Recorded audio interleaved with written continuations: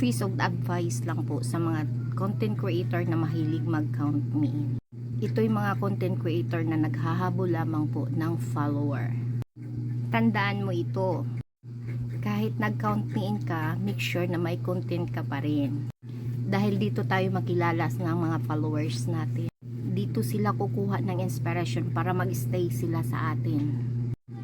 Maraming content creator na nagka-count me in, pero after nila nag-follow, nag-unfollow sila. So mahalaga may bala tayo at mayroon tayong pinaghahawakan. At yun ang ating mga content. Kaya ikaw, kung magka-count me in ka, make sure sa bawat count me in mo, may bida kang content, kahit anumang content. Yan, ang mahalaga ay may pinapanood sila sa wall mo. At may nakikitang something sa'yo. Di pwede puro count me in lang. Follow and share. Okay?